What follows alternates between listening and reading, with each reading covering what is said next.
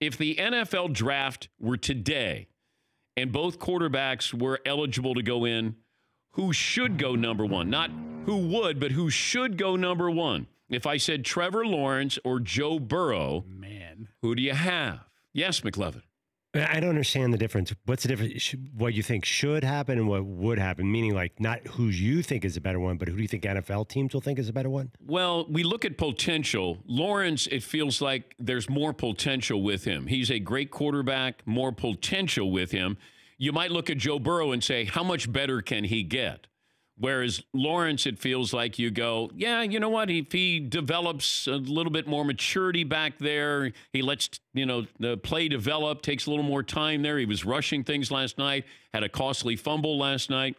Burrow is a polished player right now, but he's a couple of years older than Trevor Lawrence. I'm guessing that people would still take Trevor Lawrence number one overall. Joe Burrow has shown you everything, but we don't like when it's right in front of you. It's like Deshaun Watson. Deshaun Watson showed you everything you needed to see in a franchise quarterback. He won on a big stage, great kid, face of a franchise, but Mitchell Trubisky offered potential, and the Bears bid on potential. The Giants with Daniel Jones, the potential. We didn't really see it, but the potential is there. Instead of, I can see it right in front of me. Yeah, Paulie. And the other thing Joe Burrow is doing, he's not staying around too long to be picked apart. He gone. That's true. He is gone. Yeah. And I picked apart Lawrence a little bit this year because he had a wonderful freshman year, and I thought that he would regress, and he did a little bit. He's still a marvelous talent there. But you know what? Last night, you got to see that maybe there's work to be done, and he's got another year to do that. And he's got a great coach, and they're going to be great again next year. What do you do with the fact that Joe Burrow had a bad season when he was 22 years old? Last year he was 16 touchdowns, 5 picks, like 56%. Like, do you just disregard that? What do you do with the one-yearness of this Burrow phenomenon? But I have to look at it differently than you're looking at it, that he got better. But he was 23. Yeah. So why wouldn't you look at everybody else can get better? You could break it. I could ask Rick Neuheisel when he joins us, coming up in 10 minutes from now. But I want to see you get better. Did Trevor Lawrence get better this year?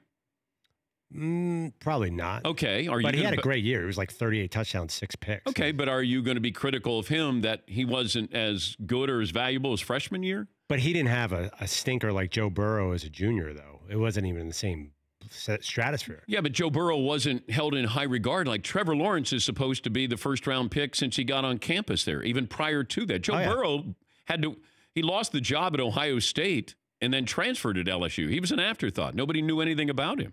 I just think, that's been the knock on him all year. Like, what happened? Why? And you can ask Neuheisel, why is he so different with this coaching staff than he was last year? Well, he's got weapons, first of all. He's got a ton of confidence. He's not lacking in confidence there.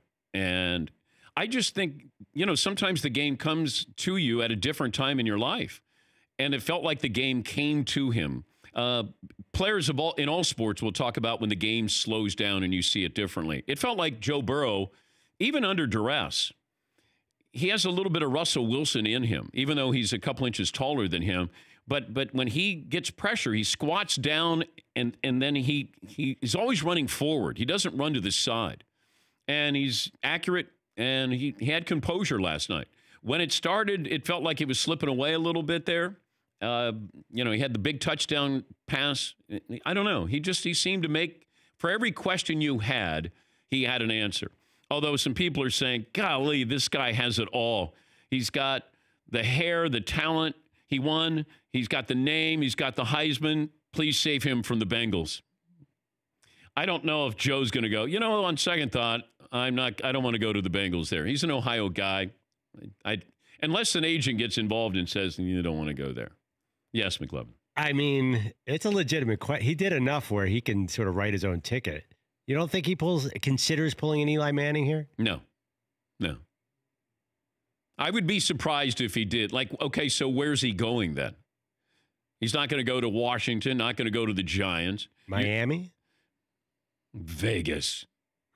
Joe Vegas. Yeah, I don't see that happening. He's an Ohio guy. He's done everything right. I don't think you want to be, it took Eli a long time to get over the fact that, you thought you were too good to go to the Chargers. He was. It was the right move. It was the right move. The other one is John Elway, Yeah, right? John Elway. Yeah, that stayed with him for quite some time. For more Dan Patrick Show, tune into Audience Channel 239 on DirecTV. Stream for free on BR Live or download the Dan Patrick Show app.